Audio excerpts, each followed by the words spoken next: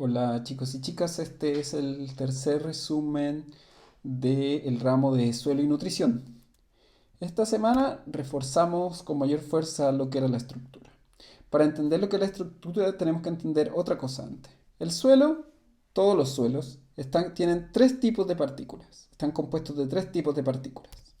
La arcilla, el limo y la arena. Ese es el orden del tamaño en el que se encuentran. Estas partículas se pueden agrupar de distintas maneras o de distintas formas, ¿sí? De acuerdo a la manera en que estas partículas se agrupen, ¿sí? Y la forma en que estas partículas se agrupen, me van a dar una u otra estructura. En términos generales, las estructuras que vamos a encontrar son las siguientes. Arriba la primera, granular. Bloque subangular, al medio, arriba. Bloques angulares, arriba a la derecha, prismática, abajo a la izquierda, columnar al centro y finalmente laminar. ¿Sí? El resto de las estructuras las pueden revisar en la clase más larga y también en el resumen pasado. Entonces, lo que necesito que quede claro es eso, que la estructura, ¿sí? Es esa manera en que estas partículas, la arcilla, el limo y la arena, se organizan, se agrupan y la forma en la que se agrupan. Sin embargo, también hay no estructuras, ¿sí? O sea, quiere decir que cuando hay mucho de una partícula o mucho de otra partícula, el suelo no se estructura. Puede pasar que mi suelo tenga mucha arcilla y como se ve en la imagen, como la arcilla es tan chiquitita, ¿sí? Se agrupa, se agrupa, se agrupan y todas las partículas se quedan pegadas entre sí. Por otro lado, el ejemplo contrario es lo que pasa con la arena. Son partículas bastante grandes. Y cuando se intentan agrupar estas partículas grandes, queda bastante espacio entre ellas. ¿Sí? Entonces, cuando el suelo tiene muy alto el contenido de arcilla, se pegan todas estas partículas de arcilla entre sí y no queda espacio entre ellas. Por el contrario, cuando hay muchas partículas de arena, estoy hablando de las condiciones extremas, ¿sí? El espacio que queda entre cada partícula es muy grande. Estos se llaman, cuando esto se dice que el suelo no tiene estructura. Para el ejemplo de la arena, entonces yo digo que mi no estructura o que mi suelo es grano simple. Como dice ahí, las partículas son individuales, las partículas no se pegan entre sí y esto principalmente se encuentra en suelos con altos contenidos de arena. Por ejemplo, los suelos de la playa. Y lo que veíamos de la arcilla se dice que mi suelo es masivo, ¿sí? Que no hay una estructura visible, que todo se pegotea con todo, que el suelo se agrupa en grandes masas y esto es como si mi suelo estuviera hecho de greda, ¿ya? Eso quiere decir que cuando se endurece y se seca es muy duro y cuesta mucho meter, por ejemplo, el arado o la pala, ¿sí? En cambio, cuando se moja es una masa de barro gigantesca en donde generalmente los tractores se quedan pegados. La estructura es muy importante porque la estructura me va a decir cómo pasa el agua por el suelo. En la estructura de grano simple y granular, el agua va a pasar muy rápido por el suelo. Como hay mucho espacio entre las partículas y entre la estructura, el agua va a pasar muy rápido. En la estructura laminar, ¿sí? Producto de que se forma porque el suelo está empezando a compactarse, ¿sí? Y en la estructura masiva, producto de que es una gran masa de suelo pegoteada, ¿sí? Cuando riego, el agua va a pasar muy lento. Esto va a generar un problema, ¿sí? Ya que va a causar que el suelo se inunde, que a las raíces les cueste crecer, ¿sí? Que en periodos secos el suelo se ponga muy duro, etcétera, etcétera. Lo que yo por lo general busco dentro del suelo son las estructuras intermedias, los bloques subangulares, ¿sí? Los bloques angulares o bien las estructuras prismáticas. En términos generales, ¿sí? Los bloques subangulares son la estructura más común que vamos a encontrar en los suelos agrícolas, ¿sí? Ahora bien, lo que vimos esta semana, hablamos de las clases texturales o de la textura. Tal como mencioné hace un momento, los suelos están compuestos de arcilla, limo y arena, siendo la arena la partícula del suelo más grande y la arcilla la más pequeña. La arcilla le va a dar al suelo cuando yo lo toco plasticidad. Eso quiere decir que puedo hacer figuritas con el suelo, ¿sí? Cuando lo mojo. Y elasticidad, que además quiere decir que lo puedo estirar. El limo, al tocarlo, cuando yo toco mi suelo, quiere decir que mi suelo lo voy a sentir muy suave, como más o menos parecido a cuando el jabón en barra se moja, ¿sí? Como jabonoso. Y por otro lado, la arena le va a dar al suelo propiedades ásperas, ¿sí? La clase textural o la textura se refiere a la manera, o perdón, a la cantidad en que estas partículas o las proporciones en las que estas partículas se van a agrupar. Aquella partícula que se encuentre en mayor medida en el suelo, quiere decir que mi suelo va a tener más características de esa partícula. Cuando estas tres partículas se encuentran de manera equilibrada en el suelo, ¿sí? Yo voy a decir que mi suelo es franco, que es lo que se ve en este triángulo, que es el triángulo de las texturas. Si se dan cuenta, la que está central hacia abajo es un suelo franco. Es un suelo donde las características de estas tres partículas se encuentran en equilibrio. Si mi suelo es un suelo franco, pero yo veo que es un poquito más suave, que al momento de humedecerlo y tocarlo es un poquito más suave, hablo de que es un suelo franco limoso. Si mi suelo al tocarlo es un poquito más áspero, es un suelo franco arenoso. Y por otro lado, si mi suelo al momento de tocarlo están las tres equilibradas, pero veo que se me pegotea un poquito más, va a ser un suelo franco arcilloso. Todo lo otro que se ve en este triángulo de texturas, ¿sí? Y que habla de las proporciones, me va a decir, por ejemplo, si un suelo, por ejemplo, un suelo arenoso, que es el que está abajo a la izquierda, quiere decir que es un suelo que casi el 100% de las partículas que se encuentran en él son arena y el restante va a ser limo o arcilla, ¿sí? Los suelos arcillosos, ojo, aquí cualquier suelo que ya tenga sobre un 40 o un 50% de arcilla se va a denominar suelo arcilloso. Eso es porque de las tres partículas, la arcilla es la que más sobresale, ¿sí? Generalmente el contenido de arcilla de un suelo mientras más alto, o sea, mientras aumenta, va a disparar las características de la arcilla.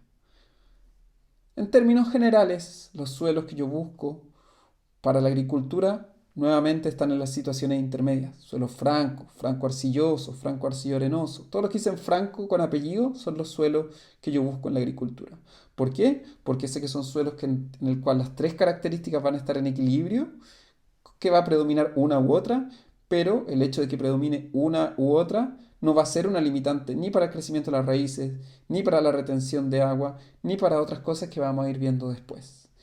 Les dejé un video para determinar la clase textural, además les voy a dejar una guía también para el que quiere revisarla y les recomiendo que revisen la clase completa que hicimos en esta semana porque ahí hago un ejemplo práctico sobre cómo tocar y sentir cada una de estas partículas. Asociado tanto a la textura y a la estructura, hay otra propiedad del suelo. Esta se refiere a la porosidad. Comentábamos que la primera clase que el agua y el aire se acumulan en el espacio poroso del suelo, en los poros que tiene el suelo, en este espacio que queda entre las partículas. El suelo que tengo acá en la imagen a mano izquierda es un suelo que se ve bastante poroso, que pareciera que el agua circulará sin problemas por él, las raíces van a crecer sin problemas por él y no va a tener problemas. En la foto central vamos a ver que empieza a perder la porosidad, que mi suelo se empieza a compactar y ya en el suelo de la derecha, producto de la alta compactación, ¿sí? Que puede ser, por ejemplo, un suelo con estructura laminar o un suelo que ha sido muy trabajado, pierdo los poros. Esto es muy malo. Yo en general quiero que mi suelo tenga bastante poro o una suficiente cantidad de poro, cosa de que se retenga el agua en él, que no se pierda automáticamente, ¿sí? Que además permita la circulación de aire, porque si no las raíces se me van a ahogar, y además que esto permita a su vez que las raíces crezcan sin problema. Acá en la imagen de arriba se ve un poco mejor lo que son los poros, son esos hoyitos que se ven.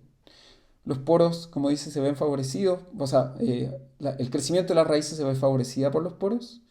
Y además, conversábamos en clase que si yo quiero que aumentar la porosidad de mi suelo, ¿sí? Porque mi suelo está teniendo muy compacto, yo puedo agregar lombrices, ¿sí? Se damos cuenta ahí, la lombriz me deja poros grandes en el suelo. Por los poros grandes, por lo general, entra el agua y circula el aire. Pero también hay poros chiquititos, ¿sí? Hay unos poros más chiquititos. Ahí están los poros grandes que se ven aquí, esos que se ven a simple vista. Y si yo literalmente pego mi cara al perfil del suelo, voy a ver poritos muy chiquititos. En esos poros es donde se acumula el agua. El agua va a circular por los poros grandes, pero donde se va a acumular en el suelo, donde se va a quedar, comillas, guardada en el suelo, va a ser en los poros chicos o microporos, ¿sí? Cómo aumentar el nivel de porosidad o cómo mejorar la porosidad si yo veo que mi suelo se está compactando. Lo puedo hacer, ya lo sé, mediante las lombrices, ayudan a que esto se mejore. Lo puedo hacer también incorporando materia orgánica. La materia orgánica facilita la formación de los poros. Y por otro lado, ya de manera preventiva, evitando demasiado el uso de maquinaria, no poniendo un cultivo sobre otro cultivo, o sea, no poniendo el mismo cultivo una y otra vez, porque eso eventualmente va a causar que mi suelo pierda las cantidades de materia orgánica y cuando pierdo materia orgánica el suelo se empieza a compactar. Y también variando los cultivos que tengo, o sea, puedo poner 4 o 5 cultivos a lo largo del año y eso va a hacer que mi suelo mantenga su estado de porosidad. Junto a la porosidad hay otra propiedad que es la densidad. La densidad básicamente lo voy a explicar a través de estas tres imágenes. Lo que tenemos acá son tres esponjas, ¿sí? Yo les conté al principio del de año que la mejor manera de entender lo que era un suelo era pensar que el suelo era una esponja, ¿sí? Una esponja donde justamente los poros son igual que una esponja de lavar la loza, son los que por donde circula el aire y donde se retiene el agua. Lo mismo que pasa en una esponja, ¿sí? Aquí tengo tres esponjas distintas. Las tres son esponjas, tres suelos distintos. Unas con poros más grandes que otras, pero lo que cambia entre estas esponjas es la densidad. En el fondo, qué tan difícil va a ser que yo ese suelo tenga más o menos poros. O por otro lado, ¿sí? Qué tan fácil o difícil va a ser que ese suelo retenga agua. Si yo les dijera a ustedes que estas tres esponjas pesan lo mismo, ¿qué es lo que cambia entre ellas? El espacio que ocupan. La densidad es una relación entonces entre el peso de un suelo y el espacio que ocupa ese suelo. O como lo explicaba en la clase, ¿sí? Una micro, la diferencia que hay entre una micro cuando está llena y una micro que está vacía. Si yo me quiero subir a esa micro cuando está llena, ¿sí? Me va a costar mucho sentarme en los asientos del fondo. Si yo por otro lado me subo a la micro vacía y me quiero sentar en los asientos del fondo, no voy a tener problemas. Con el agua y con el suelo pasa lo mismo. Cuando mi suelo es muy denso, o sea, la micro llena, al agua le va a costar mucho pasar. A las raíces le van a costar mucho entrar.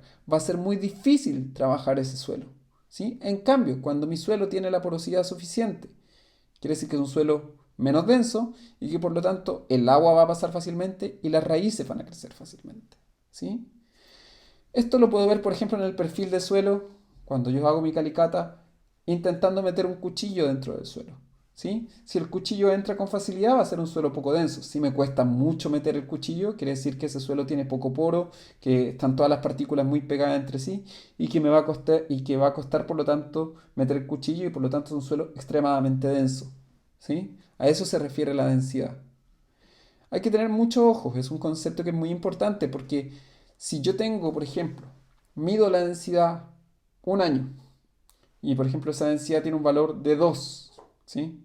Y al año siguiente vuelvo a medir la densidad y ese año tiene un valor de 2,5, me preocupo porque quiere decir que mi suelo se está compactando. A mayor densidad, mayor compactación de suelo. Yo no quiero que eso ocurra. Yo quiero que la densidad se mantenga constante y pareja para mi suelo. No quiero que aumente la densidad, porque cuando aumenta la densidad, en el fondo estoy, como dije, como la esponja de color gris. Estoy perdiendo poros. Es una esponja que se ve más dura. Es una esponja que no va a absorber tan bien el agua.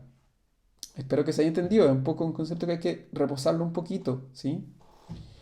Es lo que se ve aquí en fondo, está la definición. Es la relación que existe entre el peso de una muestra de suelo y el espacio que ocupa. Y ahí tengo que considerar también cómo ocupa ese espacio. Por eso hay una diferencia, por eso tiene que ver con la estructura y con la textura, ¿sí? Las partículas de suelo se van a agrupar de cierta manera y la estructura a su vez dentro de sí misma se va a agrupar de cierta manera.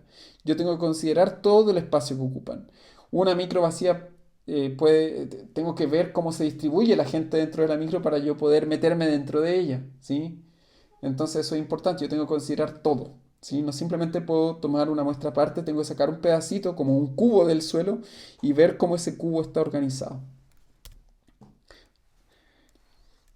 La densidad aparente es muy importante, ya lo conversamos un poco. Me va a decir qué tan compactado está mi suelo. Si la densidad aumenta de un año a otro, va a decir si ese suelo se está deteriorando, comillas, se está echando a perder o no. Me va a saber, si yo veo que la densidad aumenta, sé que a las raíces les va a crecer y les va a costar crecer. Y si les cuesta crecer, quiere decir que a mis plantas les va a costar crecer. Además, yo ya sé que si estoy perdiendo densidad, estoy perdiendo poros. Entonces, a través de la densidad, ¿sí? Si yo veo que la densidad aumenta, o sea, que se está compactando mi suelo, quiere decir que esos poros que me permitían retener agua y que permitían que el aire circulara, también se van a estar perdiendo. Entonces hay una relación directa entre la densidad, ¿sí? Y la cantidad de poros. Además de eso, hablamos del drenaje, que también está un poco asociado a lo anterior. El drenaje, tengo que pensarlo que es la capacidad que tiene el suelo para que el agua escurra superficialmente, ¿sí? O sea, que por la superficie se mueva, pero además que el agua entre, ¿sí? Hay varias cosas que influyen. Por supuesto, la densidad. Un suelo que esté muy compactado, probablemente yo voy a regar y y el agua se me va a ir toda por la superficie y no va a entrar, le va a costar mucho entrar. Pero también depende de la pendiente, ¿sí? La pendiente además, si es muy inclinado mi suelo, yo riego y el agua se me va a ir cuesta abajo, ¿sí? También de los poros, recuérdense, los poros retienen agua. Si mi suelo tiene poco poro, no va a retener mucha agua y la infiltración va a ser menor. También de la textura. Un suelo arenoso, ya lo conversamos, va a hacer que el agua circule rápidamente. Si un suelo es extremadamente arcilloso, al agua le va a costar entrar. También la estructura, lo vimos en el ejemplo anterior. Otras cosas que influyen, la forma del terreno. Vemos acá en esta imagen, ¿sí? La forma del terreno influye mucho. Si se dan cuenta, si la forma del terreno es como donde ahí donde dice SS, el agua va a circular y se va a mover hacia abajo.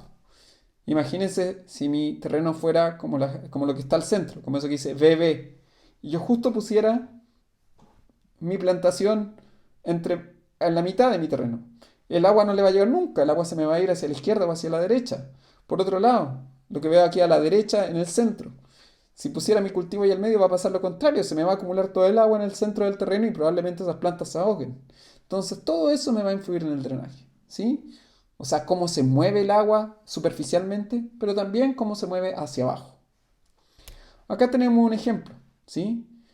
Un suelo arcilloso, la velocidad con que el agua va a entrar, eso se refiere a la velocidad de infiltración. La velocidad de infiltración, la velocidad con la que el agua entra al suelo, en un suelo arcilloso va a ser muy lenta. 1 milímetro por hora. O sea, muy poquita agua va a entrar al suelo por hora.